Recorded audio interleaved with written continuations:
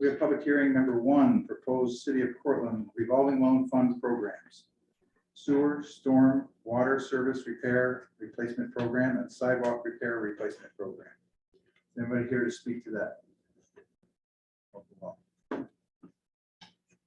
Again, proposed City of Portland resolution, loan fund programs, sewer, storm, water service repair replacement program, and sidewalk repair replacement program. Going the third time, proposed City of Portland revolving loan fund programs, sewer, storm, water service repair replacement program, and sidewalk repair replacement program. You have a hand on the line. Okay. We have somebody online. Did you click on mute for her?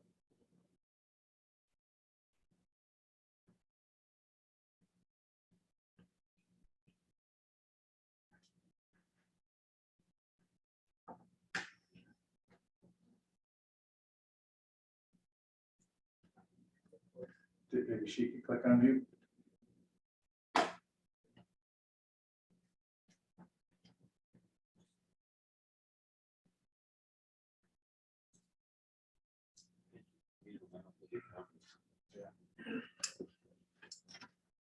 Click on mute. She just said that it was an accidental paper. Okay, all right.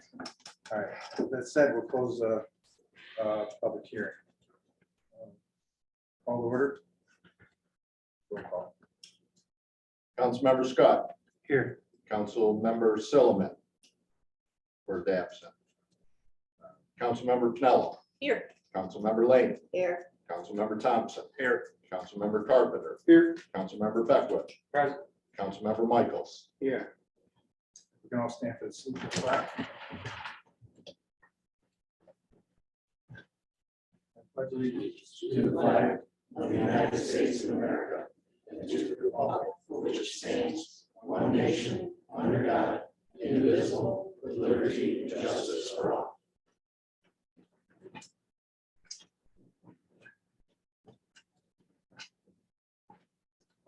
If we could get a moment of silence and reflection for the homelessness that we're dealing with currently.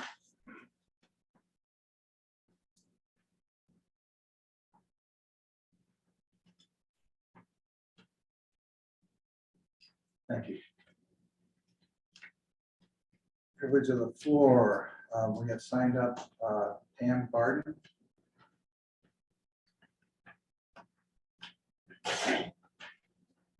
Well,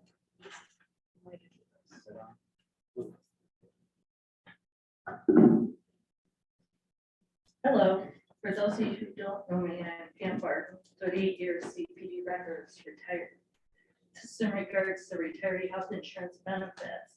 Opt-in is the only way to go.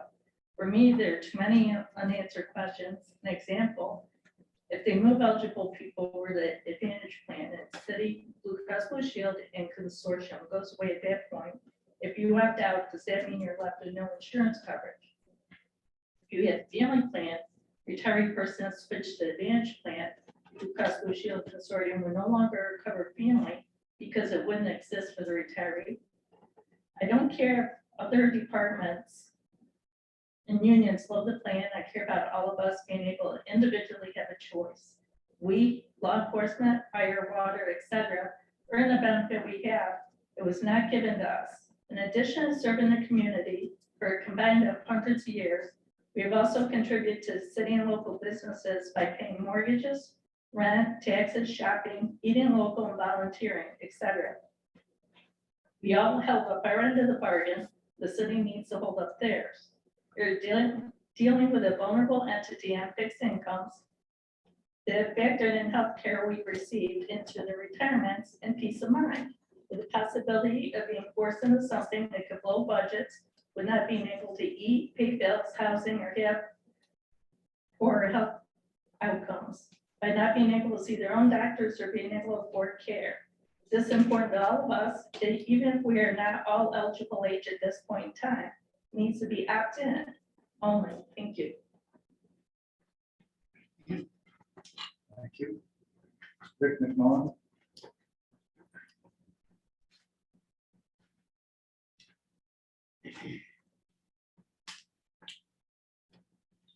Good evening. I appreciate the opportunity to speak again. I'm going to kind of keep this short and sweet because I think everybody here knows what our positions are, mine in particular. I've done a lot of research on the program. My personal opinion is I do not think it's going to benefit the retirees. I'm Medicare eligible right now on Medicare. All the people that I've talked to basically warned me to stay away from an Advantage type program, even a group plan such as is being presented. I do understand that the mayor believes in it wholeheartedly, and maybe there's other people in this room that do as well. Aetna did a very good job of presenting their program to us. However, everything I read, all my research comes up with the same conclusion. Program we have right now is a Cadillac program, and it's described across the country as a Cadillac program, and we know that. We've had many thousands of dollars worth of medical bills, hundreds of thousands of dollars throughout my fellow retirees that have all been paid with no contribution on our part. I do not think that this program is going to be that type of program that's going to guarantee those benefits. Again, this is my opinion based on my research. My strongest opposition is to the way it's being presented to us by the mayor, that it's an opt-out program. In other words, everybody will automatically be on the program unless you opt out. And the reason for that is I sent to you folks in an email, this contractually guaranteed earned benefit that we got by not using sick time, by working for many years for the city of Portland, earned by us, could be lost very simply from one of these reasons. What if a retiree for some reason doesn't receive the letter, somehow forgets to respond? We're old folks, okay? Not everybody is 100%.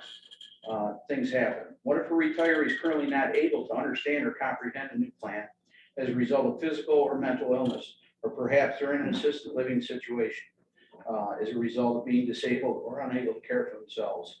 These folks are going to fall by the wayside because they're going to be automatically in the program. They're not going to have a choice. And it's, again, my strong opinion that is being presented backwards. It should be an opt-in if you'd like to participate in a program. Otherwise, we stay where we are with this benefit that we earned and that we all of us retirees agree is the best solution for our medical concerns and for our insurance purposes. I'm also concerned with the fact that the mayor had offered up having different agencies come in to compare plans. Office of the Aging to come in and maybe give us advice on what kind of plans would be the best. I've not heard from them or seen where there's a meeting scheduled with those folks. Having a consortium come in that we currently services our health plan through Blue Cross Blue Shield and Excelis. I've not heard where there's a meeting set up for those folks either. The only ones we've heard from are the ones that stand to benefit from the program, and that's Aetna. Not only the insurance company, but the broker firm in Syracuse, which is fronting the insurance for the company Aetna.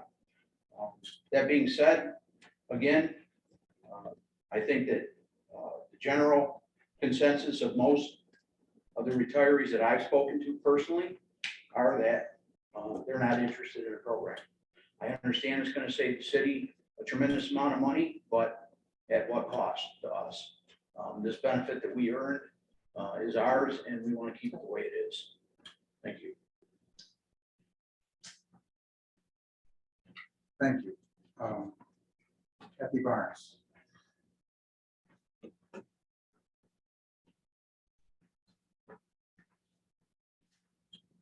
Hello, everybody.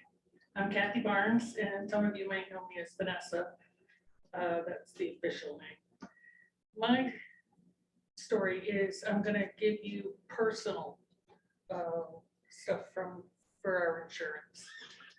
2 years ago, I got a headache and was diagnosed with lymphoma. I started chemo, went through the chemo, and I was done with that in March of 21. And 2 weeks later, I had a heart attack. I was airlifted from Ithaca to Rochester for open heart surgery, saved my life. that trip alone was $80,000, $79,999. And it got paid for by the insurance between Medicare and our insurance. It was paid for. Then went, what happened was the chemotherapy had played games with my vascular system.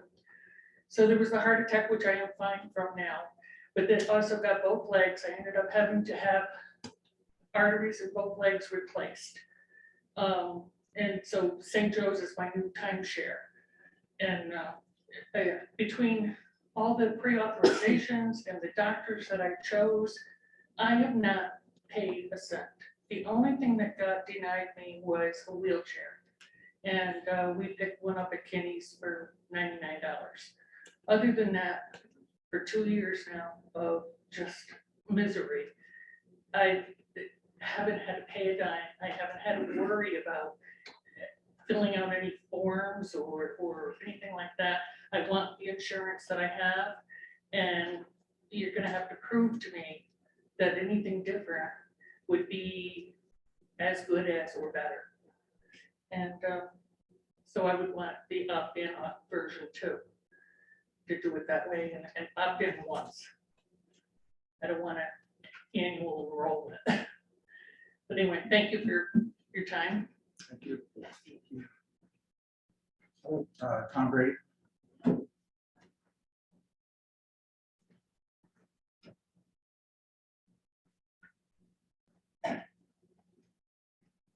My name is Tom Brady, retired from the Portland City Police Department after 23 years of service.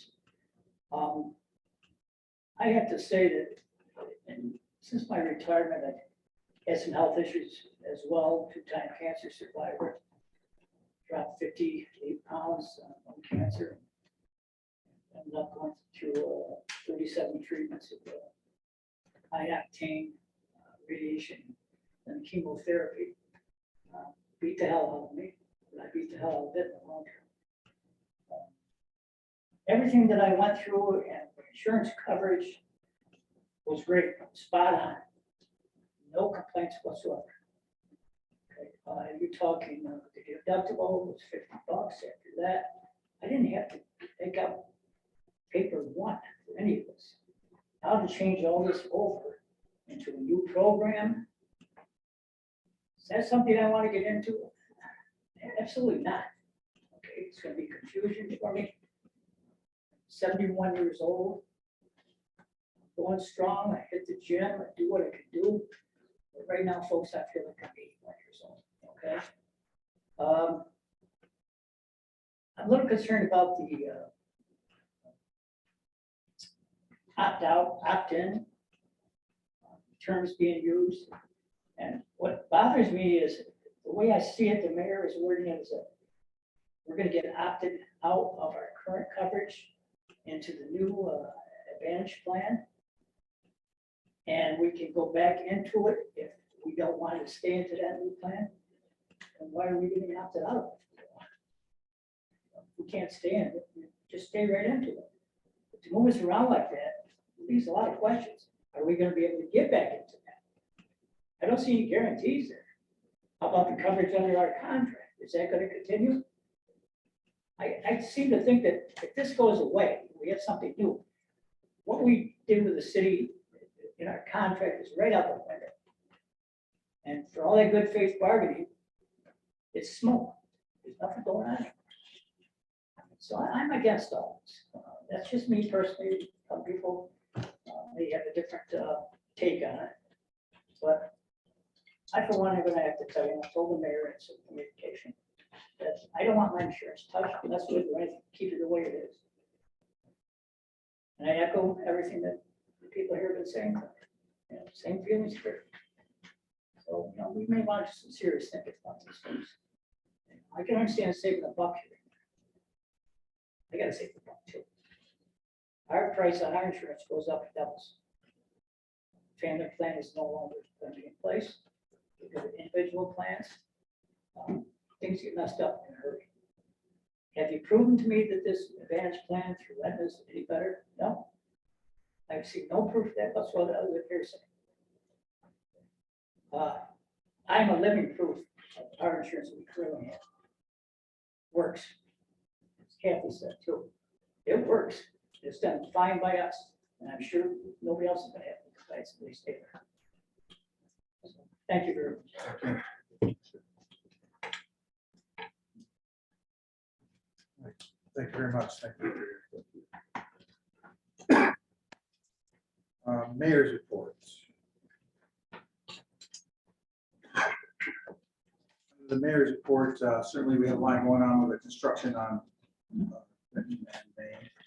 We've run into some issues here and there, but overall, we're being able to mitigate it, and I've driven everybody to the website to drive the traffic, and it seems to be helping. So appreciate all the support from everybody outside and inside. They've been working on that and communicating and taking care of the little needs that are necessary on that.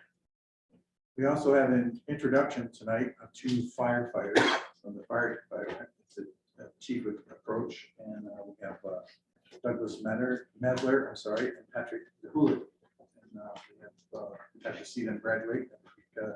Deputy Mayor and I went to see them graduate in Auburn from the academy and making progress. So we thought it was time for you guys to meet. Chief. Good evening, and as the mayor states, these are the 2 new firefighters. If you recall, we go back to February, March, when the council, I approached the council about some restructuring the code office and the need for firefighters, and they were gracious enough to recognize that.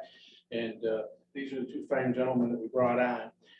As the mayor said, they recently went to the Auburn Fire Department, went through recruit class for 9 weeks, and they've gotten out of that, they graduated.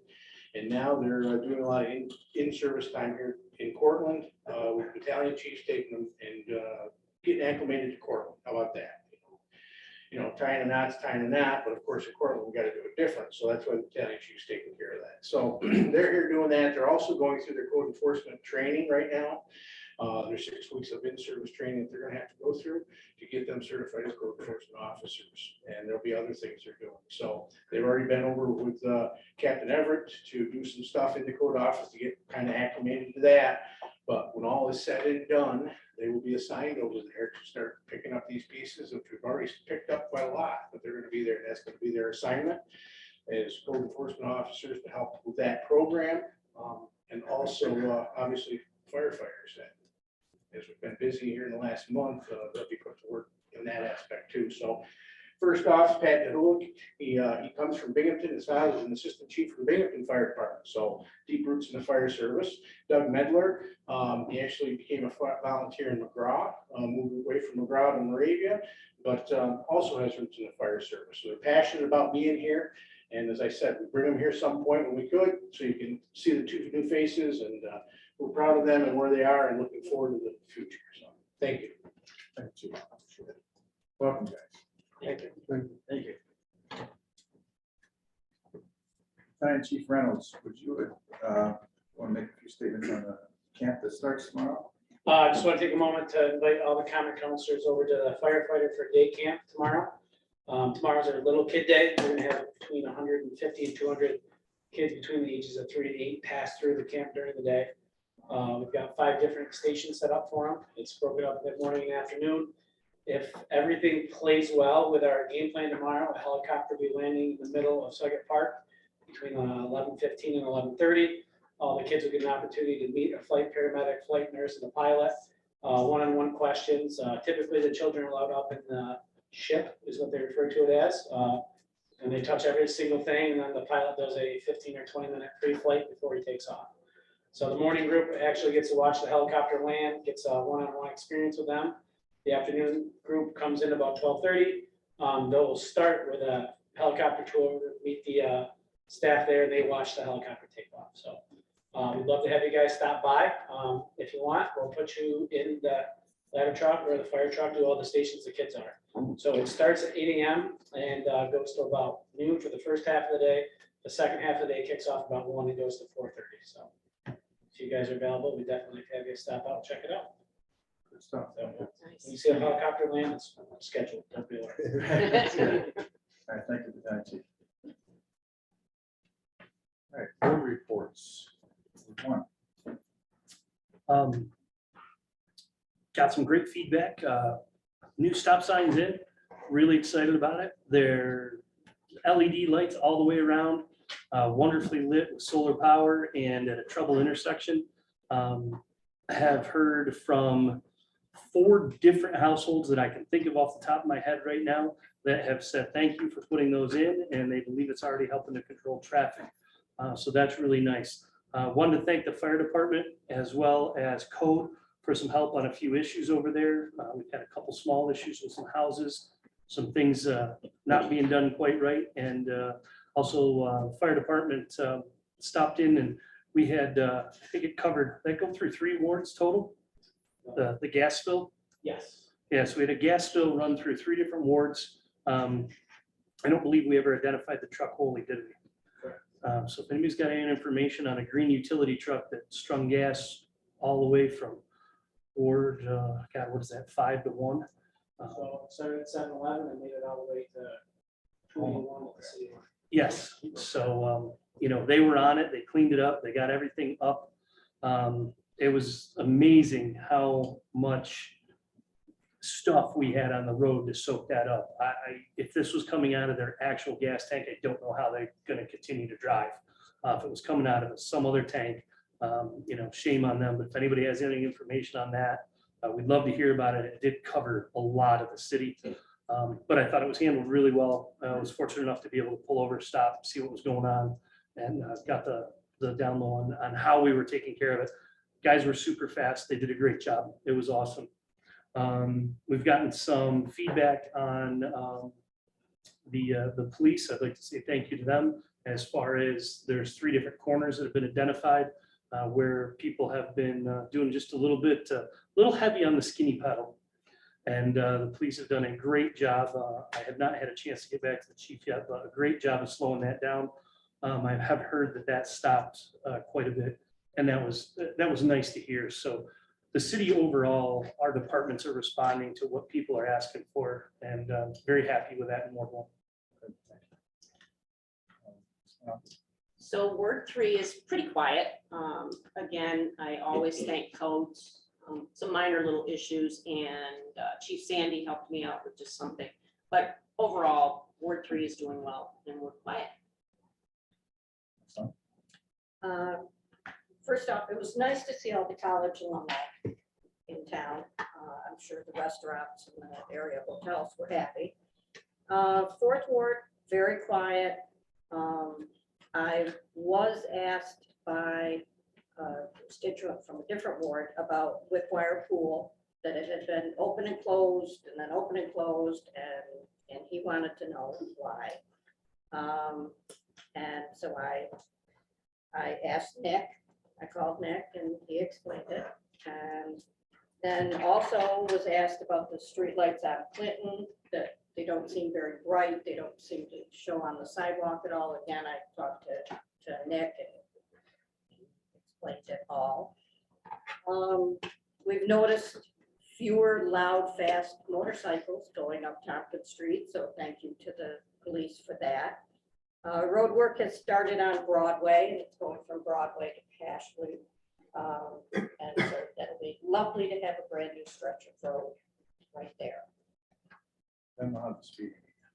Well, yeah, but That'll be. but it'll be nice to have the road. Yes, thank you. Stefan. Just an update, and I think pretty much got a clear view of the idea when we're gonna start on Apex. Yes. Yeah, Apex tool that's now changed hands. There's homeless camp in there. We got that cleaned up. There was an empty tank that was spilled in there. Hazmat team got that cleaned up. And their contract has been awarded and they will be starting within the next 2 weeks. So that's all done. It's all set up with the landfill and everybody's on the go. So we are excited about that. We all are. Yes, for sure. Other than that, just driving around, we really gotta get our heads together about trash in the city. I'm not talking about the garbage pick collection, just trash in general. I don't know what people think, it just makes me sad. And the story, it's all over I don't know. I understand and agree. Yeah, other than that, just some issues with some residents and code and police departments. Thank you. All right, thank you.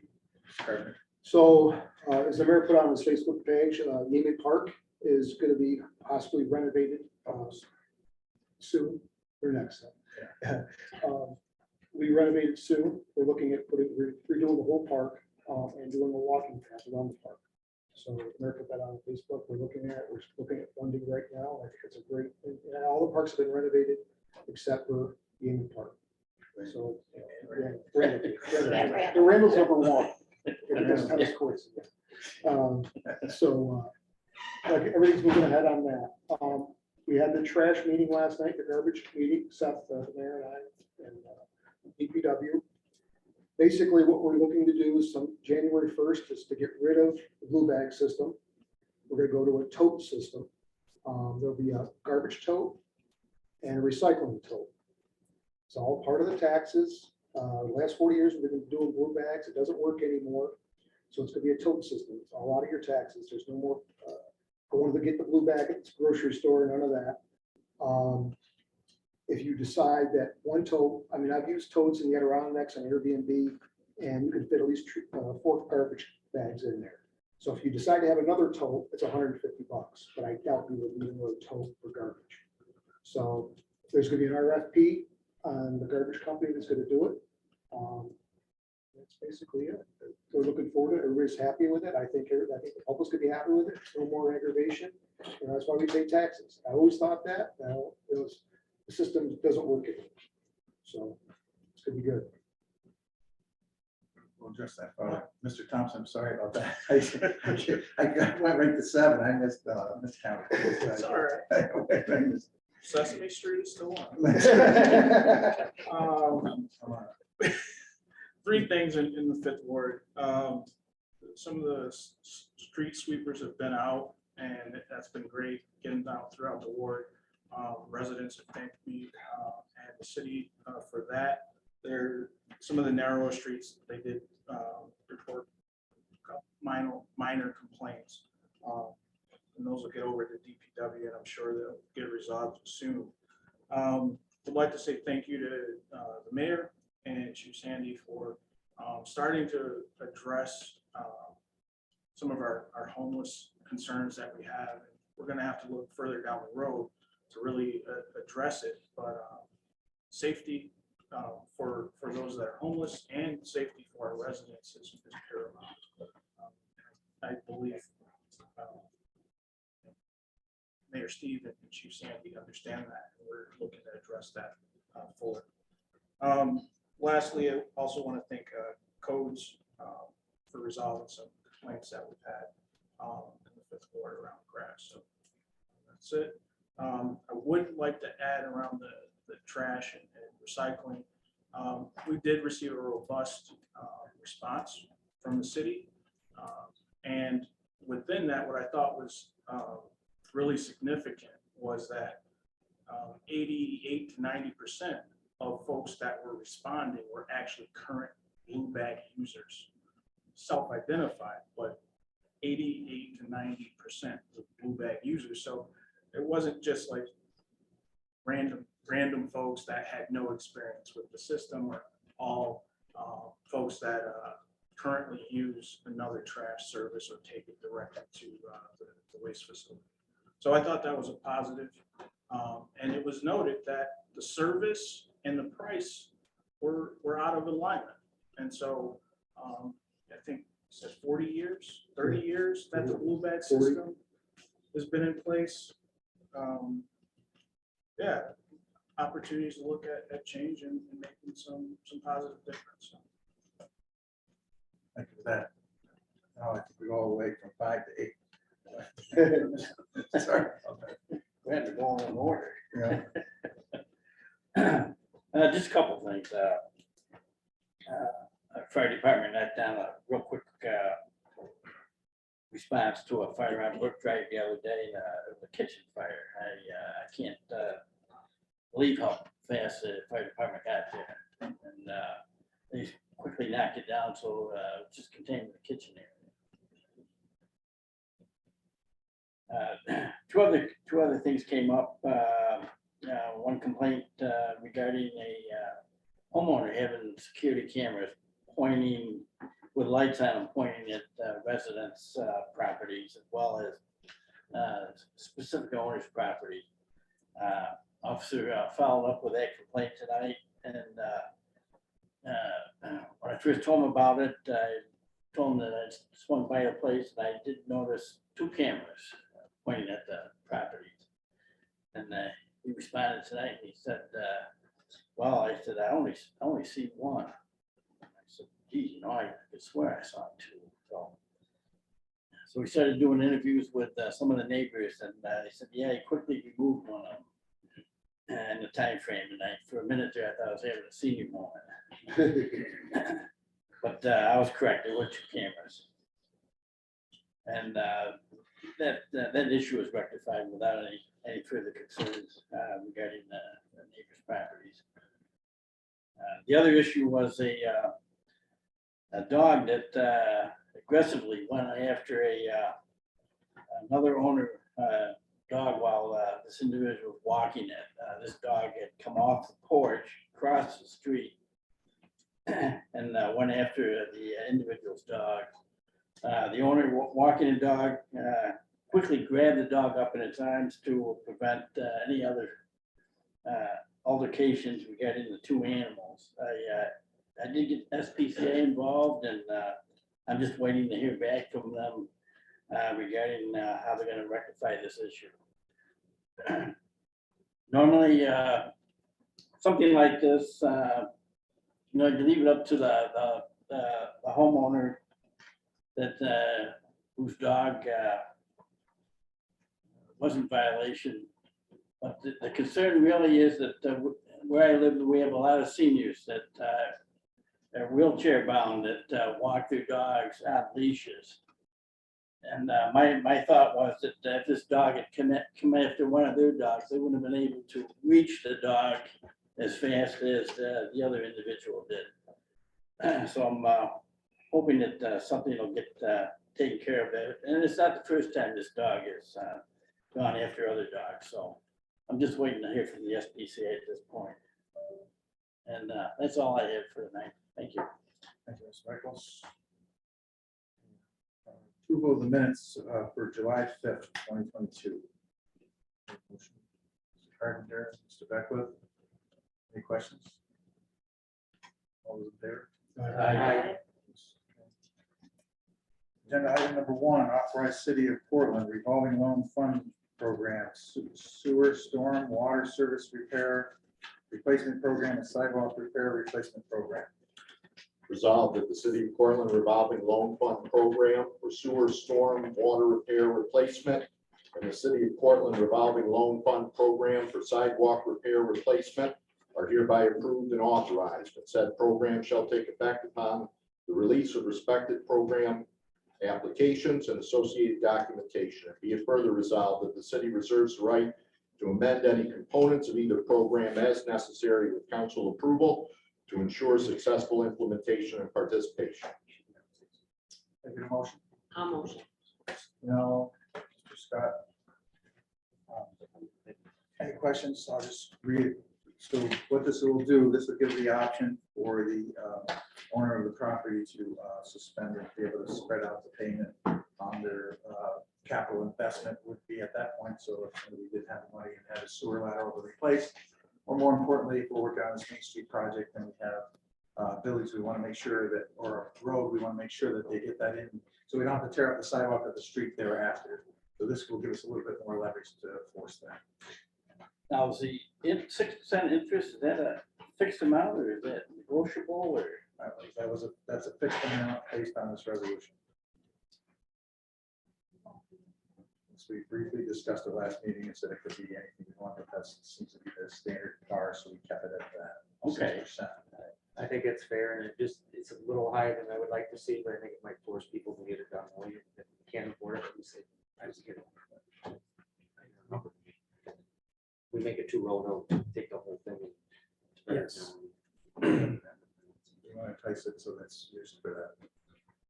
Anything else? Linda, do you know of how the program's going this year for the sidewalk program? Oh, many. Yeah. Just a rough number. I just was curious if people actually We expended the first amount. Do you know how much of the second is? 20's been expended. Right. And then there's 11,000 of the second 20 currently So it's, expended. okay, it's doing good compared to the others, then. Okay. Thank you. Do you want to know the actual sidewalks? I can get that. No, I was just curious, you know, 'cause some years it just sets there, and it'll roll It's been over. pretty active. Yeah. We've been pushing, code office has been helping, we've been pushing and knocking on doors and trying to stand out a flyer to try to get them to take advantage of the program to be able to do it. So I think that's beneficial for sure. Thank you. Anybody else? Motion. Councilmember Scott. Aye. Councilmember Pinello. Aye. Councilmember Lane. Aye. Councilmember Thompson. Aye. Councilmember Carpenter. Aye. Councilmember Beckwith. Aye. Councilmember Michaels. Aye. Agenda item number 2, authorize special event permit for the Empire State Challenge 4-mile race. Resolved that the common council does hereby approve a special event permit, including street closure for the Empire State Challenge 4-mile race to be held on July 30th, 2022 from 10 a.m. to 10:30 a.m. I get a motion? Absolutely. Mr. Scott, Mr. Carpenter. I don't know if they can really run this half out. I would- I could write it today. But I assume it's somewhere in that vicinity. Anybody else? Call the motion. Councilmember Scott. Aye. Councilmember Pinello. Aye. Councilmember Lane. Aye. Councilmember Thompson. Aye. Councilmember Carpenter. Aye. Councilmember Beckwith. Aye. Councilmember Michaels. Aye. Agenda item number 3, appoint records retention officer. Resolved that the common council does hereby designate Carrie Lynch, registrar in the office of the city clerk, as records management officer for the city of Cortland. Mr. Scott. Mr. Beckwith. Again, this is due to the moving of positions to the firefighter. We emptied that position and now she needs to do record retention. So. Roll call. Councilmember Scott. Aye. Councilmember Pinello. Aye. Councilmember Lane. Aye. Councilmember Thompson. Aye. Councilmember Carpenter. Aye. Councilmember Beckwith. Aye. Councilmember Michaels. Aye. Agenda item number 4, authorize salary for the city clerk. Resolved that the common council authorizes the city clerk to be paid $20,000 and that funds be transferred to the office of the city clerk budget line A1420-510000 personnel services. I'll motion. Second. Ms. Pinello and Ms. Lane, before we move any farther, I just want to do a correction on the 5th whereas, and this is my fault, the totaling of $15,000, the actual total amount for those stipends is $12,058, so $12,058. So please, is it okay with that motion? 12,000. Absolutely. 12,058. I just wanted to clarify that. I got that table today and I noticed that was wrong. So, any discussion? I think it's it's overdue. Amy's a hard worker, city clerk, works very hard and is very respected in the community. So a lot of hours for $5,000, you know, it's about time. Yep, it is. I agree. Thank you. I think it's more important to note that the charters, what was done in the previous, Yeah. that the previous clerk wasn't appreciated either. or hard Right. working. Oh, yeah, He definitely. He did it way more above and beyond. Yep. Since we established the charter rules where they needed to be at the district. Yeah, the salary was comparable with other cities, the size of Cortland. The new salary. The new salary, Yes. Yeah. Yes. Certainly Certainly has not to the be old one. clarification. You okay with it, Ian? Yes. Okay. Okay, roll call. Councilmember Scott. Aye. Councilmember Pinello. Definitely. Councilmember Lane. Yes. Councilmember Thompson. Aye. Councilmember Carpenter. Aye. Councilmember Beckwith. Aye. Councilmember Michaels. Aye. Agenda item number 5, authorize application for funding to update the city's comprehensive plan under the Smart Growth Grant Program through the consolidated funding application process. Resolved that the city of Cortland authorizes Toma Development to resubmit an application on the city's behalf for funds through the Smart Growth Program to update the city's comprehensive plan. Mr. Scott, Mr. Beckwith. Yeah, this is our comprehensive plan is obviously behind and dated, and we need to get that up to date and get this it's a little bit costly, but I think it'd be worth the time to address. Yes. Yes. Yes. Okay, roll call. Councilmember Scott, Aye. Councilmember Pinello, Aye. Councilmember Lane, Aye. Councilmember Thompson, Aye. Councilmember Carpenter. Aye. Councilmember Beckwith. Aye. Councilmember Michaels. Agenda item number 6, authorize applications for 2022 Environmental Protection Fund Parks Development Grant for the Randall Park Improvements Project. Resolved that the city of Cortland is authorized and directed to accept Environmental Protection Fund Park Development Grant funds in the amount not to exceed $500,000 for the project described in the grant application. And be it further resolved that the city of Cortland is authorized and directed to agree to the terms and conditions of the master contract with the New York State Office of Parks, Recreation, and Historic Preservation for such Randall Park improvement project. And be it further resolved that the city of Cortland is authorized and directed to agree to the terms and conditions of any required deed of easement granted to the Office of Parks, Recreation, and Historic Preservation that affects title to real property owned by the municipality and approved by the grant funds, which may be duly recorded public access covenant, conservation easement, and/or preservation covenant. And be it further resolved that the common council delegates signing authority to execute the master contract and any amendments thereto, any required deed of easement, and any other certifications to the mayor. Motion, Mr. Michaels, I assume. Mr. Thompson. It's right in your corridors, both of you, for sure. So this is a great thing. It'll be great to get this project off the ground. So hopefully we'll get some response back to this. We're getting there. We're getting it, right? We'll go forward. Anybody else? Roll call. Councilmember Scott, Aye. Councilmember Pinello, Aye. Councilmember Lane, Aye. Councilmember Thompson, Aye. Councilmember Carpenter. Aye. Councilmember Beckwith. Aye. Councilmember Michaels. Aye. Agenda item number 7, authorize mortgage subordination and agreement. Resolved that the common council subordinates its mortgage instrument number 2018-04485, recorded on August 7, 2018, with the Cortland County Clerk, said subordination to facilitate a home equity loan with CFCU in the amount of $15,000 for said residents, and further authorizes the mayor to sign a subordination agreement for the same. Get a motion. Mr. Carpenter, Ms. Pinello, thank you. Any questions? Roll Councilmember Scott, Aye. Councilmember Pinello, Aye. Councilmember Lane, Aye. Councilmember Thompson, Aye. Councilmember Carpenter. Aye. Councilmember Beckwith. Aye. Councilmember Michaels. Aye. Agenda item number 8, authorize application for 2022 water quality improvement program wastewater treatment improvement grant for the city of Cortland wastewater treatment facility. Resolved that the city of Cortland is authorized and directed to apply for a water quality improvement program grant, and if approved, to accept these funds in the amount not to exceed $5 million for the proposed $6.68 million project described in the grant application, with the city providing 25% grant match.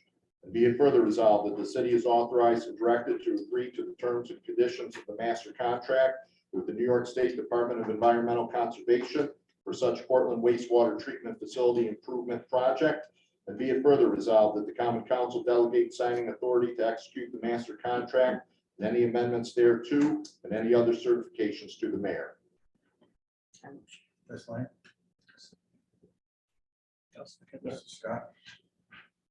Yeah, so this one, if you remember earlier in the year, we did a $24,000 grant to Cedarwood to do a study to do this, to look at this grant. And this is to help with our nitrate issue. We do have some numbers there.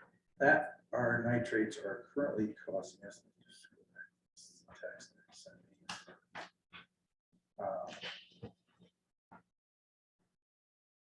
It looks like if we implement this program at $160,000 a year at our current price.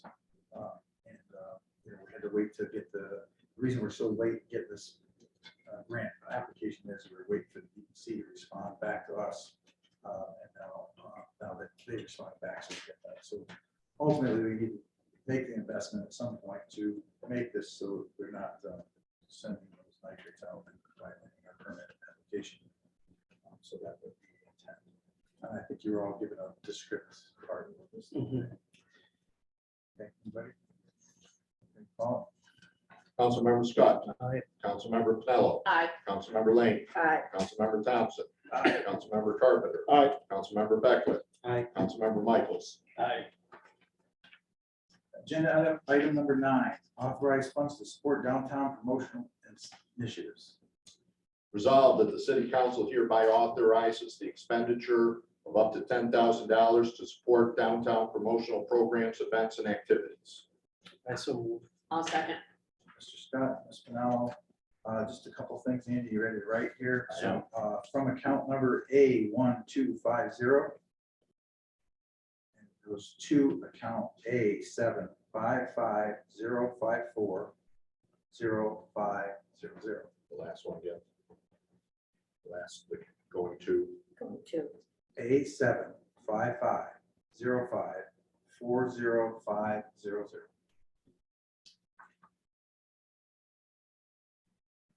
So this $10,000 would be authorized to, whether it's bands, to promotional, to literature, to, the art committee's putting together a plan to, do backboard, paint a bunch of murals on backboards so we can put them up to block some of the areas to just add some artwork to while we're doing this construction.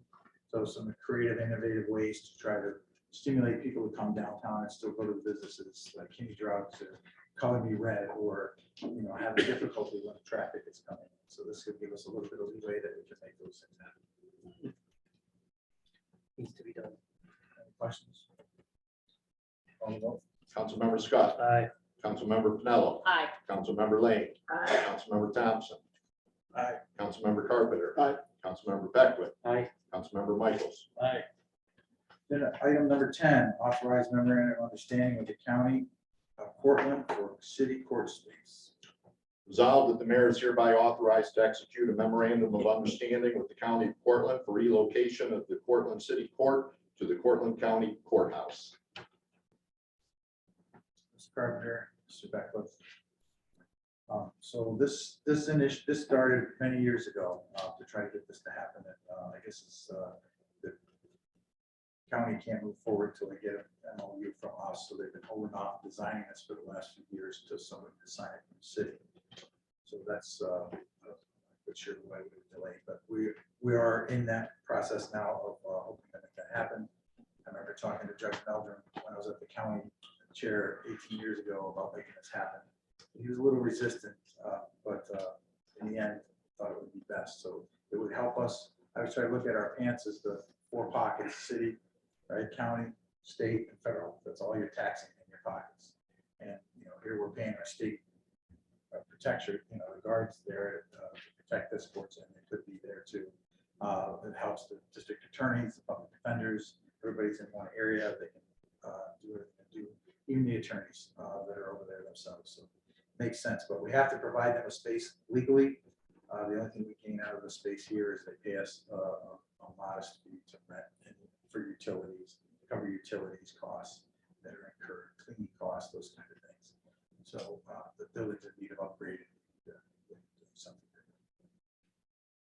Any other questions? We will have a little bit more expense though, taking what we have in the city over there, though, right? Instead of bringing them up here now. The only expense we'll have, respectively, is the cost of renovating this building. We're tearing it down. Well, I understand that, but I'm saying now that if somebody, police department, the city police, just bring them up here rather than now we get to take them over there. Yeah, but remember that we try to be held at that jail. So we would probably give a space here for arraignment anyways. So that it would be easy, so they could do a quick arraignment on the police. I guess that's what it would be. Yeah, so they could do a quick arraignment, but otherwise they're kept at the jail. That's the idea. Anything else? Roll call. Councilmember Scott. Aye. Councilmember Silliman. All right, excuse me. Councilmember Pinello. Aye. Councilmember Lane. Aye. Councilmember Thompson. Aye. Councilmember Carpenter. Aye. Councilmember Beckwith. Aye. Councilmember Michaels. Aye. Agenda item number 11, appoint member to the Environmental Advisory Committee. Resolved that John Bush is hereby reappointed by the Common Council as a member of the City of Portland Environmental Advisory Committee. Mr. Thompson? Mr. Carpenter? We met last night with the Environmental Committee, last night, the first time he was present, but he's not. There's no action taken. And it's a pretty active group and pretty exciting. So we got some great ideas that are coming down the pike. So I'm excited about this committee. He's a great addition. Good, sure. Person. All right. Councilmember Scott. Aye. Councilmember Pinello. Aye. Councilmember Lane. Aye. Councilmember Thompson. Aye. Councilmember Carpenter. Aye. Councilmember Beckwith. Aye. Councilmember Michaels. Aye. Agenda item number 12, authorized court decision ordering judgment directed reassessment stipulation of settlement of Conifer Cortland LP versus City of Cortland et al. Resolved that the mayor or alternatively corporation council is hereby authorized to execute a stipulation as agreed to by all parties named in the litigation, which shall provide an amended assessment of Conifer of Cortland Associates LP property consistent with the parameters required in the applicable real property tax law sections as ordered by the court. I'll motion. Mr. Carpenter. So I think Mr. Melvin addressed this last meeting, that we're trying to get this resolved. Anybody have any questions, we can bring them up if necessary. Okay. Councilmember Scott. Aye. Councilmember Pinello. Aye. Councilmember Lane. Aye. Councilmember Thompson. Aye. Councilmember Carpenter. Aye. Councilmember Beckwith. Aye. Councilmember Michaels. Aye. Agenda item number 13, authorize alcoholic beverage consumption during arts off main events. Resolved that the common council does hereby grant permission for the petitioned area, for a petitioned area for the sale and consumption of alcoholic beverages, conditioned on sales being made by a caterer with approved permits to sell alcohol at the events off Main, arts off Main, and excuses the Cortland City Police Department from enforcing section 208-2, consumption or possession of alcoholic beverages in public within the petitioned area at this event. Mr. Beckwith, Mr. Carpenter. Scott, just so you know, they're gonna have to bring the application to you, because you have to sign on both of these. As the representative of the city. Right. Just so you're aware of that, or make sure they're aware of that. You can't send it in without the mayor's signature. Right, I think we ran into that. Thank you for that. It's good to have the arts on Main, and they're gonna actually do it behind, on the Central Ave, behind in the McNeil area, that parking lot area. So it'd be kind of different to have that, maybe we can stimulate some more stuff downtown instead of having that walking across the street with the warehouse. That would be wonderful. It's good to have that, for sure. Councilmember Scott. Aye. Councilmember Pinello. Aye. Councilmember Lane. Aye. Councilmember Thompson. Aye. Councilmember Carpenter. Aye. Councilmember Beckwith. Aye. Councilmember Michaels. Aye. Agenda item number 14, authorize alcoholic beverage consumption during the Great Cortland Pumpkin Fest. Resolved that the common council does hereby grant permission for a petitioned area for the sale and consumption of alcoholic beverages, conditioned on sales being made by a caterer with approved permits to sell alcohol at the Great Cortland Pumpkin Fest, and excuses the Cortland City Police Department from enforcing section 208-2, consumption or possession of alcoholic beverages in public within the petitioned area at this event. I so move. Mr. Scott, Ms. Lane? Any questions on I this? just, for years, we did that, then we got away from it, the pumpkin fest, and I think it brings out a lot of people as to, there's a lot of families there, but it also brings out a lot of outsiders. They go to the beer tent, and hang out, I think it's good to have that. Last 2 years, we didn't have one. The prior 2 years, I did the beer tent. There was no problem at all. Right. I mean, back years ago, it was. I have counter experience to that. Really? Where at least 1 year, I actually love the Pumpkin Fest. Absolutely love it. Great family event, great for the city. However, there was 1 year where there was a beer tent and there was some public vomiting on the sidewalk in front of all the kids in the midst of the food vendors. And it was very unclassy and not a great look for the city. in that review. So I'm wondering if there's any way that we can temper how much is available and given to some of the folks that, that are gonna frequent that area. We're sad to hear that, but we'll make sure that's enforced and we can keep an eye on that. The police department will keep an eye on it to make sure that. A lot of that, I think, was driven by the fact that they were doing, Lights. yeah, the last 2 years I had, it was you buy your drinks. There was no, I mean, I'm speaking for myself, but there was no like 50 for 10 or whatever, or you buy a glass, you keep it get filled all day, you want a drink, you buy a drink. Yeah, I think Right. there was a year maybe they had, you buy it, you get 10 wine. Yeah. Unfortunately, I But think for first sure, started thinking of that 50 for 10, but. I'm just saying, that really solved a lot of the issue.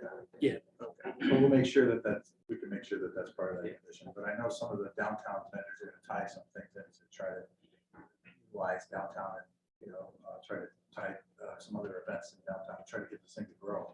Yeah. It's great to keep pushing it and have that wagon ride go out to the fairgrounds and have more stuff out there. Mhm. Have the pumpkin throwing contest. Pumpkin show. There any idea who was gonna be doing the vendor on that? Who was? Gonna be the vendor, the beer vendor on I that? do not know the answer. That's up to the committee. Okay. The committee will take care of all that.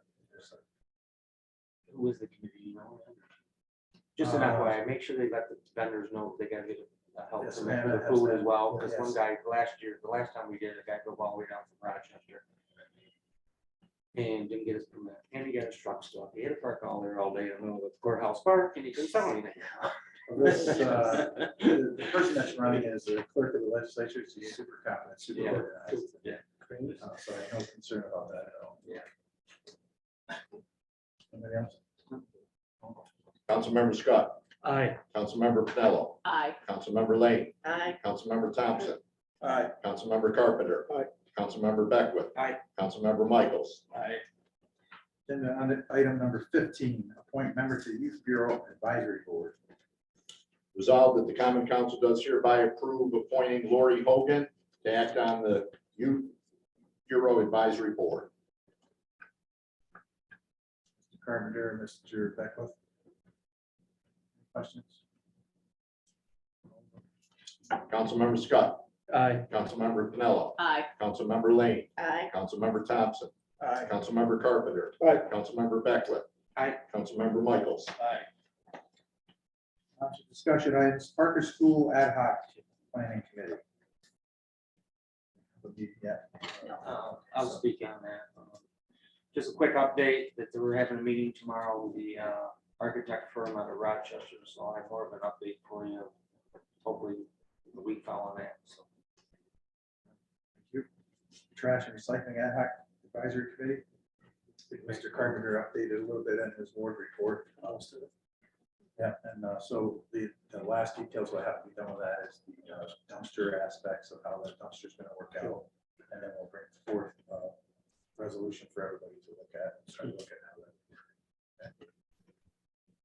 That'll include the details for the business district too, right? Yes, correct. Yeah, we did talk about that, and we have to find out some language in that. And we'll work on that next. Town and Gown Ad Hoc Planning Committee.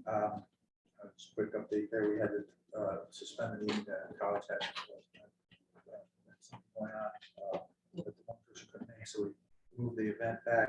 I did hear from the Dr. Gooderbaum yesterday, and they were doing a follow-up meeting regarding the waterworks building, so they run that by their staff and pretty excited about some of the aspects of utilizing that building. Has some great ideas, so. Yes.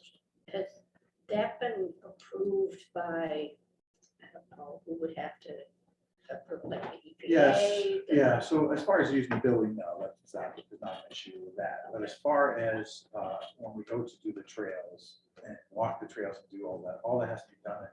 We have a permit for how our water shed is managed, so we have to make sure that we have to follow certain protocols to make that happen.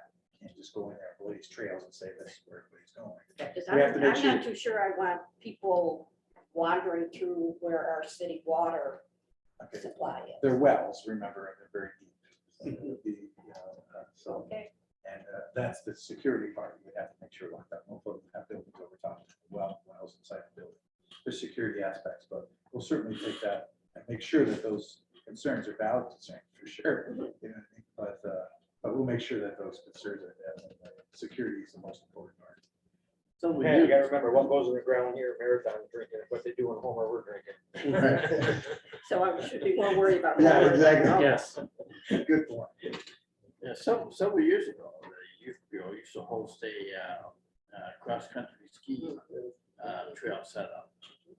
Yeah, and the colleges does use it for they run through it for their cross-country running. And then also there's the baseball team, the Cortland baseball team, I think they do a lot of hay running. Right? So there's other events that do go on, so I think we could make it so we maintain it better. And I think give us an opportunity to utilize that 53 acres right in the middle of the city. Mhm. That's the idea, but certainly those concerns we dealt with, security, safety, water, protection, and that would not be something we would want to have. And the other town gown stuff we'll follow up with after that meeting, that they're setting up numerous different ones. So anybody who wants to be, I'll let you know when that water tour is. I think they set up a luncheon too as well. If anybody wants to be a part of that, let me know.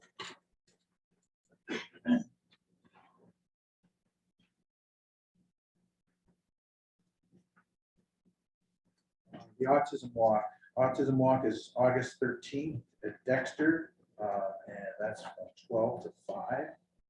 So we're just giving you a heads up on that. That's going to be a great event. And there's no blocking of the streets or anything, so they're all going to keep it there. So it's great. It's an awesome idea. We work with firefighters and battalion chiefs working on that to help them, I think, with the youth bureau and Chief Friedman. Retiree health insurance. This was put on the agenda to have these discussions that we had, and thank you everybody for your comments. We are having another follow-up meeting on the 26th at 6 p.m. So I encourage everybody to come and do that. A couple things. You're gonna be here? Yes, right here in this room. Yeah, sorry. I would just like to support the opt-in as opposed to the opt-out. As someone who retired from the Portland City School District and have probably the same insurance, I would not want anyone to mess with it in any way. And the opt-out part, as I believe someone said, you lose the card, you lose the letter doesn't get sent to you. You've moved, it doesn't follow you. I really strongly believe that it should be an opt-in, not an opt-out. Understood. And I'd just like to address a couple other items that were there. First of all, this is not the mayor versus you guys or the mayor versus everybody. So just want to make that clear. I took an oath and responsibility to maintain and try to do what we can to save city taxpayers money, do what we can do. Not at anybody's expense. I would not do that. I appreciate everybody's service and I would not want that to happen. So I want to clarify that first of all. And second of all, the opt-in, opt-out, certainly discuss that. That's why this discussion, so we can talk about what is best. You guys are be the ones voting, not me. I certainly just try to organize things and put it together. We have a $1.5 million here, and it's not to harm anybody, to hurt anybody. Technically, legally, we could just do this, okay? But I recognize that everybody gets concerned because in the contract it says equal to or better than, this is better than. So again, as far as the consortium, the consortium can't offer anything like this, and now it's created a big representative consortium.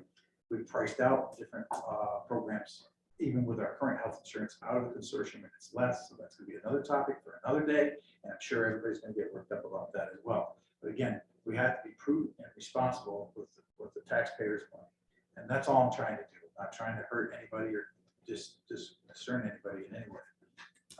But I'm okay with having that as a choice. The idea of opting in and opting out is, sometimes it's even like we're going to talk about resolutions later when you're voting. Sometimes it's easier for people just to say, this is too complex. I'm just not going to do it. So that's the idea of opting, using that as an option. That's the only purpose for that option. So, I mean, I don't want to lose people because of that concern, because, and you could say, the argument could be, if we save $250,000, it's still $250,000. But I look at it as like, if this wasn't better, there's people that mentioned about paying their copay, goes away, you don't have to pay that copay anymore. There was nothing that was illustrated or discussed in anybody's surgery or anything that wouldn't be covered in this, that they're not overpaying for in their insurance policy in any step of the way, and that's been discussed and interviewed at everyone. We offer that to be that wholeheartedly. If it wasn't everything that you're saying it should be, we'd give them the option out. We could write that in the resolution. That's certainly up to this board, and that's what you're here for, and that's what we're here to discuss. So that's the purpose of this discussion. So I'm up for putting that in that document as well. So not just You're up to put opt in the document. opt in, opt out. That's what we're discussing. That's the whole point of this meeting, is to discuss that. Okay. And so we can do opt in, opt out. We can say, if you do opt in and you don't want it, you have that right. You always have that right to go back out. We would put that in that resolution. We would not want to have that. We can go through it for a year, try it. I encourage you to do it. There's many other people that have done it. The Binghamton, they had the same situation, and they've been in it for a couple of years now. And, you can get some of them to come here and give testimonies that talk, letter from the comptroller, discussion about that it was successful, it worked well, and everybody's happy with it, doing well. I mean, and again, it's all slighted, and I get, well, people can say, all right, I can get, if I really want something to happen, I'm only, if I'm going to get references, if you ask me for references, I'm only giving the references if you say something good about it. I'm not going to give you the references like that. But if you say, give me the past 10 references, that's when you win, right? So, and that's a standard trait. And I'm not about that, research this and do that, but I respect the concern. I respect people's, concern on change, especially when it comes to something like that, especially when it's hard to understand. But understand that this is not me versus them. I'm not taking that on. This is us doing the best we can to mitigate what this increased cost that have done to the community. Now, this is something that hasn't been available and wasn't available 20 years ago, or 30 years ago, even 5 years ago. This is something that just came on the marketplace. It's something new, and it's something that works. It could change, it could be better, it could end up changing and not be as good. We would be willing to change that, make those adjustments when necessary. So at any point, that's not any intention of anybody, I'm sure, that's on this board, especially me. That is not the case. So whatever information is needed for that 26th, we'll be glad to give it to them so we can educate as much as we can. CSEA agrees that this is a good option. The Office of the Aging can't believe it is a great thing. That's whatever testimonies we need from them, or whatever you might need, whatever the case. Again, I don't know the relevance of that. If you're still not going to feel comfortable, I don't want you to not feel comfortable. Office of Aging, that came up earlier. Are we able to get someone from there to come in and address the group? I can ask them to write something or come in and do that for sure. Yeah, I think they would. When they come the 26th, then we can have them at that information. I'll try. Everything I've heard from them has been positive. I just think it would be nice to pass that along to either, make people. And I think I encourage people to go to, and with it, what I spoke there was, I encourage you to go one-on-one with them and talk to them specifically about your concern, because every case is different. It is very complicated, and it gets very complicated. But I think they'll give you that information in a much better way and go through that detail. They're completely neutral. They're paid by us as taxpayers, county taxpayers, to do what's best for our aging community. And this is one of those ideas that's to do that. So if it could save people money, it can do that. I did go over to the Office for the Aging personally, and I sat with a very nice young woman who went through a whole bunch of different options and told me, oh, it wouldn't cost me anything. And thankfully, and I wasn't going to change anything that day anyway, a person I know who works there stopped and said, what are you doing? And I explained, and she said, do not let go of your school insurance, which is the Blue Cross Blue Shield. So I was told that by someone who works in the Office for the Aging. So. But that was this program. It was, she had gone through a list of programs. Yeah, but that's not the same. I don't know why There are- anyone would say, you know, I wanna change my insurance when Kathy Barnes hasn't had to pay anything. To take a chance on something else where you might have to pay, you might have to start paying. Why would anybody want to do that? You will not have to pay, and I just want to clarify that. What really upsetting is that we were paying all the insurance, and I'm going to tell you that 90% of what was in those procedures of those people you're talking about, it wouldn't have touched our insurance. It didn't touch our insurance. Medicare covered it. All those items that were done, Medicare covered. Okay, and then from there, the supplemental will pick up if you needed a second chemotherapy, or if you needed, or a third, or I mean, not a second, but if you needed something outside of the ordinary, that would cover it. But the rest of it is covered anyway. So, and there are some supplemental plans that I would never go near, and there are really not good, and that's where it gives it a bad name. That's not the case here. So I wholeheartedly believe that we have officers that have cared for the city, and we have to continue to care for them and any other worker for the city. Same point in time, if folks want to have an opportunity to switch, opt in, opt out, what have you, there needs to be a breakdown of the siloed conversations. There needs to be real dialogue, and folks have the opportunity to hear from the consortium, to hear from Aetna, or whoever else that's available for any programs moving forward, because the consortium, to my knowledge, if we're talking about the consortium, offers different advantage plans as well. And so as a public institution, have an open dialogue, break down the silos, get everything on the floor. And we have done that. We've done numerous meetings about that with that, and the consortium cannot give us equal to or better than, so I can't propose that. Why would I propose something that's not equal to or better than? That's what they were awarded in their contracts. That's what they were agreed to do. I can't give them something that's half as what, it saves us half as much money, which is not the main goal. Mayor, I think you should, But it doesn't give us anything we I have. understand what you're saying. You've talked to them. I think you have to have consortium talk to the officers so they can understand that they're hearing from you. They need to hear from the consortium. I think that's, if you're not running the consortium, they should have a fair shot at selling what they have. Not just what we're listening to is Aetna. But I That's what can't, they want to listen to. but I can't put that, if they don't offer the same or better than, why, I can't propose that. We can't, so even if they would come here and they would give you half a car without tires. I don't think the propose that. consortium is a brokerage firm, are they? No, They're also offering the current Blue Cross program. they offer our current Blue Cross Blue Shield program, but they can't, I would go with them if they had this option to be able to do that, but they do not have. So it. my conversations, well, I've seen some emails from the consortium and from the director there. She said that if we leave this plan, anybody leaves this plan, the cost of the current employees in the city of Cortland, the costs go up. That's not true. Well, that's what they said. And have you talked to her at all? Yeah, and that's not what the answer, but that's okay. The costs go up, and the costs go up through anybody that's in the consortium, other municipalities. So, I mean, you gotta be concerned about current employees, not just retirees, but current employees at their costs. They go up $50 extra a pay period because you have 40 people leave.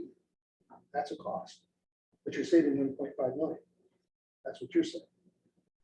And it's not going, there would be no reason for that to go up. If you look at the consortium, and beyond that, the consortium, what we're paying for, I've done a quick bid out and we get it for less than what we're paying for them now. They've put together a program and held millions of our dollars to be able to do that. That's a whole other complex conversation. So I don't know that that's necessarily the correct place to be, to utilize that consortium. The first year I get in, it was good, but they kept putting money away, kept taking our money, and we never saw any difference in those. As you said, they have, reduction you in told costs. me that before. We don't have a voting member in there. We can't make decisions. We can't have discussions. It's not the best what it is. So what I believe is that we should have, if you're going in, you'd be able to opt back into the insurance plan, and it's opt-in only. I, Bill Carpenter, come to the city of Cortland and says, I want in that plan. I'm the employee, I'm the retiree, I want that plan. We don't need a mailing, missing mail, somebody's got dementia, is in the hospital. Okay, we don't need something like that, because you're gonna cause, that's gonna be more problems than just being upfront and saying, Tom Brady's coming to the city of Portland and saying, I want that plan. Now, here's something in the mail. Tom, you're gonna opt out. Tom's on vacation. He didn't opt out. He missed the mail. You know how mail is now. All of a sudden he misses the mail. You opt him in. You can't, well, maybe the laws change. He can't opt back into the plan.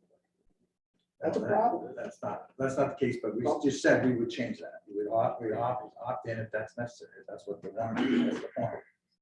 And we wrote a resolution to introduce it, to get everybody's attention to discuss it. That resolution was just written as such. That can be changed. We can change it for another wording that's necessary. No problem with that. And we can also say, we can also offer a financial incentive to try to get people to sign on too.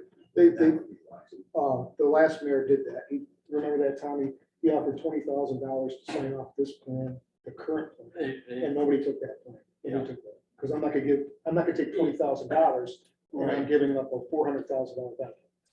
Right, his But that's not the mindset, same thing. his mindset was that individual can take it 20,000 invested or whatever, and use it as they need it, but you think about it, 20,000 isn't gonna go that far now. Right. No. And I can see why nobody jumped on that. So if I may, I was privy to a conversation early on in this with the mayor. And I said exactly this: I will not vote for a program that is going to hurt anybody or force them to do anything that they do not want to do.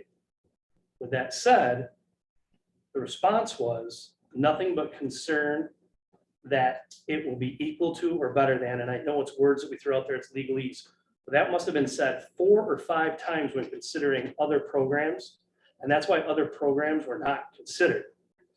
If I feel at all when we get down to this vote that it's gonna hurt any of our retirees who've served us, protected us, done everything for the community, I will vote no, 100%. I think this is such a heated topic. People aren't hearing the concern for not just the city, because everybody goes, oh, 1.5 million. Yes, 1.5 million. Would it be nice to save that? Would it be nice to save more than that every single year after? It would be wonderful. The mayor's first words were words of concern to make sure that it's equal to or better than. With that said, I'll vote no against something he proposed if I don't like it. But I think everybody ought to take a breath and consider learning all the options, asking for details or information that you can't get, because it's very important. And I'm not going to profess to understand that all the way through, and I don't understand enough to vote on it right now. If we had to vote today, I'd abstain. I just wouldn't vote, or I'd vote no. I think we need to educate more, because from what I have seen, granted, I do come from an insurance background. It is easy for me to break things down. I have not read the policies cover to cover to compare them. However, from what I've seen, when you do take the bullet points, it looks like this could be a really good option. Now, is it the very best? It may not be. Maybe there's a better one. Maybe there's not one at all. I think people need to understand that the concern is not just for the bottom line of the city. And this is the way the mayor has expressed it to me. The concern is for the people involved in the program. And I think what everybody is hearing is it's a concern for the city. I have not heard him once sacrifice anybody or desire to sacrifice anybody's wants, needs, or most important, care that they've earned for the bottom line of the city. Now, does it have to be a consideration? Of course it does. Does the well-being of the people who took care of the city outweigh saving some money for the city? Boy, I'd be hard pressed to get me to vote yes for that. That wouldn't happen. I think the people who have served the city and served it well need to be taken care of. I do understand it's heated, and I interject this for everybody to just take a breath and say, okay, maybe there's a reason certain people see things certain ways. I'm completely on the fence on this. I couldn't tell you which is better right now. And I've run a chunk of New York State for a subsidiary of Chubb. I get the insurance deal. I understand it. I don't know enough about it yet. So for me to say everybody ought to vote yes or everybody ought to vote no right now, I don't think anybody ought to commit to a vote. I think what we ought to commit to is education to self for the people that this would affect, and educating those people for the people that sit up here so the right decision can be made. I think that no decisions being made today. I think that It's gonna be a hard thing for everyone involved to do, whether we stay exactly the same or not, because there has to be considerations made. I mean, you're silly if you don't look. You just are. It's like car insurance. If you don't shop around every few years, you're probably silly for not shopping around every few years. Will you find a better deal? Maybe not. Could you? Maybe. It's well worth it. And I think that education at this point is the most important thing, because I don't think there's a person up here who's educated enough who could vote yes or no with a clear conscience right now. And if they could, I would debate them on, they ought to do more research, because I know I need to do more.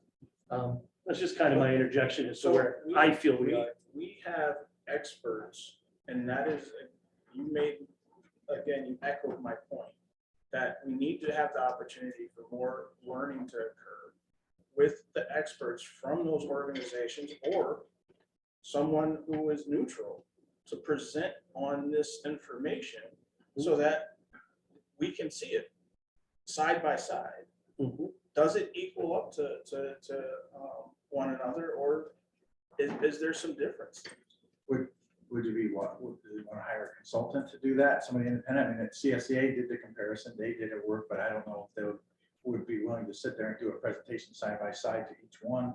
I mean, certainly the independent would do that. They're not going to tell you lies that what you're going to do. When we do the educational series, they could sit there and they've done that. We've sat in those meetings and done one-on-one.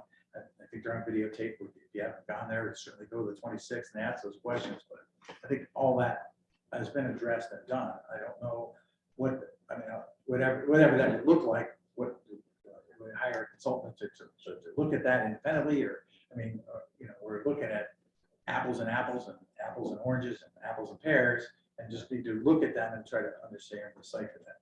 And again, if that's what if nobody wants to do it, I want to walk away from the $1.5 million, that's okay too. But I have my responsibility to put it forward. And if it wasn't no brainer, I wouldn't sit here and argue and fight this. Others haven't because they don't want to sit here. I'm not fighting. I'm fiscally conservative at the same, and so I look to save money, Mayor. At the same point in time, again, I said, we had folks that cared about the city and made contracts with the city. How do we honor them? By walking away from what we signed and what they signed. And we're doing that. We're honoring that contract. That contract says equal to or better than. And this is better So than. let's show it on the table. Let's learn together and have the dialogue. So I encourage everybody to go on the 26th, and that education will be there. Any questions you have, comfortable with it. And, as far as the opt-in, opt-out, and the discussion I have, and that's the purpose of these discussions, is to talk about, offer a financial incentive to do that if they want to opt in. Because you've got $1.5 million you can save. You want to tell somebody to try it, then we get more people, and then the following year, maybe more people will understand that they can trust it. Give them the option to opt, go back at it. So I think that's the, how do we entice that back? Just difficult to walk away when no, it's all there. Maybe that's a good idea. Maybe a consultant is a good idea. You need to get somebody in here that's not involved with either side. Right, Yeah, right. I'll look into that and try to get. that would help me make a better choice personally. I'll get somebody in there to do that, and then, again, Certain companies want to sell their products, so they're gonna tell you it's good, right? Right. You either sign or you get up and walk. Install away. them. remember, this is a Exactly broker. right. This is a Yeah, broker, so but I'm they saying they they're don't they don't have, themselves, they don't so. skin in the game. I mean, there's gotta be somebody. They out get there that- financial benefit, but there's no Yeah, skin in I the mean, game. Right. Why don't we ask our retirees if that's a better approach at this point? Hire a consultant that doesn't have any stake in the game and would certainly tell you exactly in black and white and not sugarcoated exactly where you stand. Certainly be open to listen to what they have to say. I will object strenuously to the mayor's idea of this financial incentive. I mean, that's like dangling a carrot in front of somebody that has a fixed income. And that to me is a slap in the face. I don't agree with that at all. You might have some people that may have genuine need for $20,000, and they're not looking down the road and say, oh yeah, I'll jump right on that.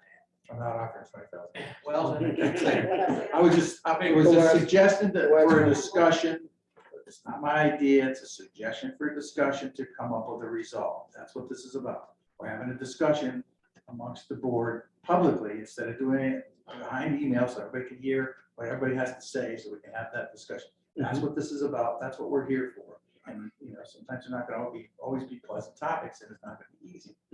But ultimately, and again, I'll say it again, I respect your opinions, I respect your concerns. We're trying to mitigate that. So how can we mitigate that in the best way that everybody feels? You hate to just throw this out because you don't understand it. I mean, I get that.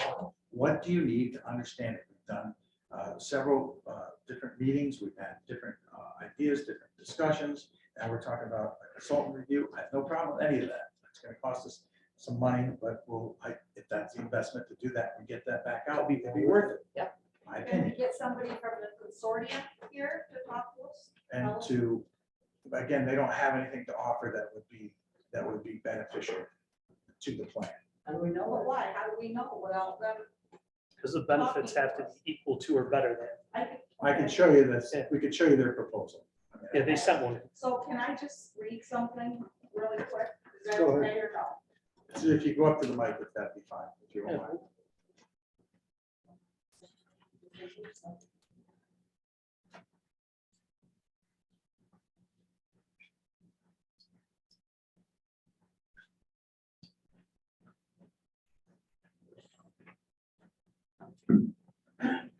Okay, so I'm Philina Brady, Tom's wife. And what I figured out here with the city, Blue Cross Blue Shield, we have family plan. My glasses. I'm gonna try to read the small print. $2,299.18 a month. Tom pays 13% of that. That's what he retired at. So a month we pay, for the two of us together, $298.89 for our health insurance. Okay, so if we switch to this Aetna program, it's $300 a month each, $600 for both of us. And I did some figuring here. Okay, we have the deductible of $50 each. So for Blue Cross Blue Shield, I already told you, per month, per year, for our Blue Cross Blue Shield, we pay $3,586.68 a year. For the Aetna, we'll be paying $7,200 a year. That's a big increase, a lot of money out of our pockets, which we can't afford. We're at a fixed income. So we'll see. So right now, we're paying, I already said that, well, I figured $3,613.32 more a year for this insurance plan. And then we'll subtract the $50 deductible we each have, so we'll subtract $100. So we're still paying $3,513.32 more a year for our insurance, our health insurance. So it's not equal to or better than, from what I see. And I went through all the different coverages. A lot of our Blue Cross is exactly the same, covered in full. And let's see. Then there was a page here with the, like, for example, office visits. Blue Cross, or 80% coverage with Blue Cross, subject to deductible. Well, after we pay our deductibles, we don't pay anything. I've been to the doctors, I don't know how many times, and Tom, I just called 3 offices this morning to ask if we owe anything. No, you're set. There's no 20% anymore that we pay, all covered. So I don't see how this program is better to or equal than what we have right now. I apologize, what I meant by that was, does this consortium have anything in addition to show? They don't have anything with the benefits. The research you've done is great, and that's the type of stuff we all need to continue to look at, because it's not going to be a blanket.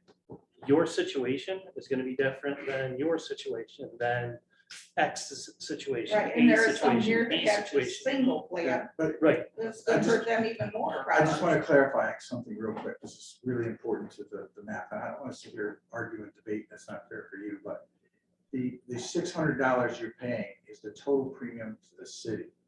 You're paying 17% of that. So your payment per month would be $102.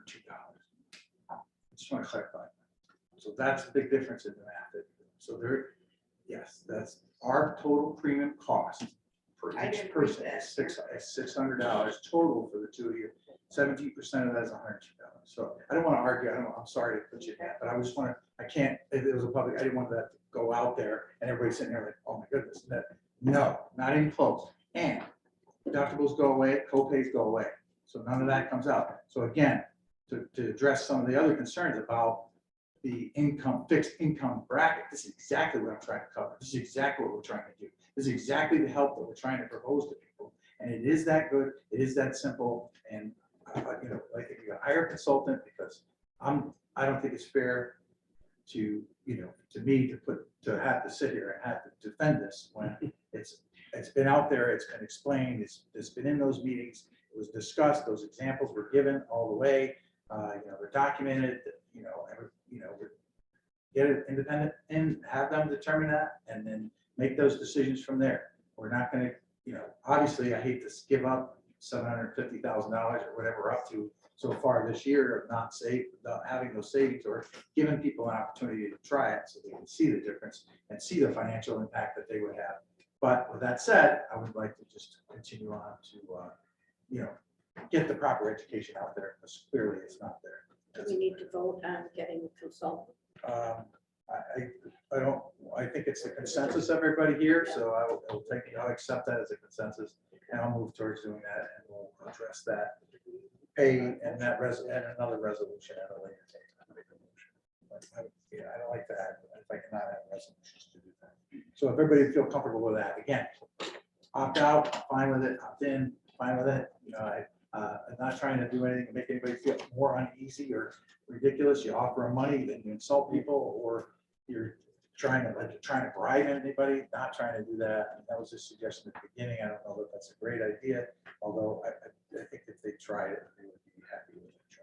So with that said, unless somebody else has something else. No, just real quick, there's a prime example of what you just mentioned.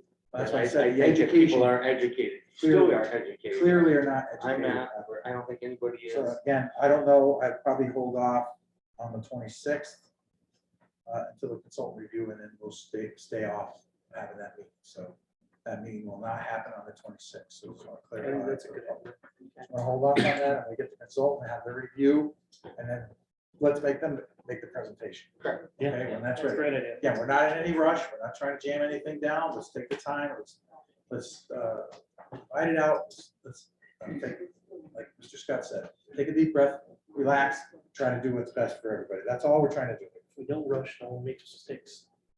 Understood. We'll get it right. All right, so we discussed that one to that. But I'm glad we did. Yeah. Ultimately, that's what we're here for. I know it's not always pleasant for everybody, but it's good to see good things come out of the discussion. And we need to make improvements, and I don't take it personally. Thank you for voicing your concerns, by the way. And we're beginning to clear the air too. you know. Yeah. So that's good. We gotta move forward. So that's, sometimes you have to do that. So changes in term of office for mayor and common council.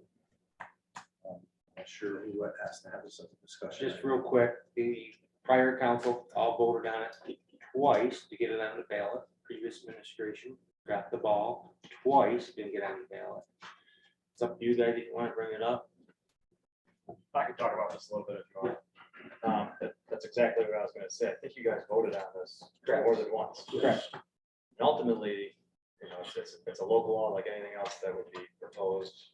It's gonna come up to taxpayers to vote on this, not, Right. we're just making a recommendation to get it on the Right. ballot. Let's get out the ballot. Even if you pass it, yeah, exactly. There are things that are mandatory thrown at the public. There are things that are, you know, permissive where you can, like, the public can ask to do that. But if you guys were to pass this proposal, I think the time threshold is no less than 60 days. So we're down to the wire. If you guys want to pass this local law, I think that's why probably it came to get it on the ballot in the general election. Correct. process isn't complicated, it's just a matter of time. And for what it's worth, that paperwork's ready to go if you guys want. And then it's also submitting the legal documentation to the state, right? Isn't there something that needs to be? After the fact, right? So if the general public were to approve this proposition, it just, that would be like the final check in the box, then we'd have to file that with the Secretary of State within 20 days, just like if there was something that you guys passed here today, we'd have 20 days to file. I thought the public actually voted on this. It becomes a referendum for the November election, so we have to put this on our next agenda. I'm saying previously, I thought they. No, they was never put on the ballot. Council voted Never, to never, get to the ballot. never got on the ballot. So you have to re-vote. So is that everybody feel the same? Yeah, I mean, It's the same exact. the 2-year thing was resolution. tough. By the time you get rolling, Right. you just get something done and then you have to campaign again. I've had 2 issues in 3 years now that I still can't resolve. It's a water issue, and a speed zone issue by BOCES that I'm still working. You just can't, you don't have enough time. Right, I agree. You don't have enough time. It's not fair to your constituents. Yeah, it's not. And I think the constituents are smart enough, to put the best choice in there. And, honestly, if one of us screws up, they're gonna have us out at the end of whatever term it is. And if we're doing the right thing, we need a little more time to do the right thing. Excellent, we'll put that on the next agenda. Okay. Yeah, for sure. Yeah, you want to get that on there just in case. Yeah, we'll get it on, and then you'll file it. That's right. Don't miss that. No pressure, AJ. Bob Ray, Mr. Ray, you're here to talk about these code changes, please. This is just a heads up, so he's gonna give you a little informational. There'll be a packet going out as well shortly afterwards to discuss what the code changes, but this is gonna give you an idea of what the codes are gonna, this will be coming to the next meeting for a vote. Okay. We want to move it forward, so. this is I want to thank you for getting me on the discussion agenda tonight. I've been trying to change my codes ever since we voted it in 2019. It will help me enforce the zoning code better and makes it easier for people to read and understand. I'm going to be brief tonight. I'll be sending out information, the details to you later this week. I'll also send a report. County planning reviewed it probably the 3rd time last month. So I'll send you their report, and our planning commission will review it later this month. So you'll get their recommendation on these changes. Primarily, they're just changing, I'm correcting mistakes. I'm working on definitions. I'm working with the tables to make them easier to understand. As far as actual content, I'm looking at design standards that were put in our last zoning code. And you've got a chance to read those and see if you think they make sense. I'm looking at parking, changing some of the parking regulations, nothing monumental, addressing maximum parking amounts and making sure our requirements are equal for owner occupied and rental properties. I'll be addressing signs, nothing again monumental there, some clarifications. And the last item is animals, from a request from the SPCA to have a permit like the exotic pet permit so that people can have, in special cases, more than 3 dogs or more than 4 cats if the situation calls for it. So we'll be getting more information. Thanks, Bob. Thank you. Thank you. And again, Yes, sir.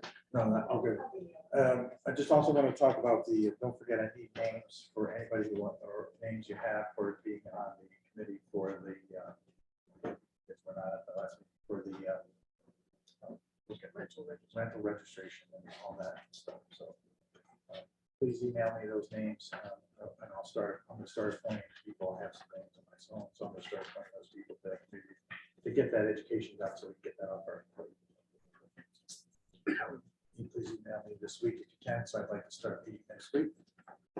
Last thing, I hate to do this as our first one, but we need to. We have I'd like to get a motion for executive session because we have to discuss personnel lawsuit that we have, and there will not be any action taken after this. So if you would like to leave, that's it's okay. We'll just adjourn the meeting after this. But be updated. But AJ, we're not taking action. Yeah, no. So it's just an update for personnel lawsuit that we have. And so we're going into executive session to do that and we'll come out and adjourn. Okay, Mr. Scott. I'll second. Ms. Mello, to go in executive session. Council's gonna stay here. Oh, we go across the hall if that's open. It is open. Okay, thank you.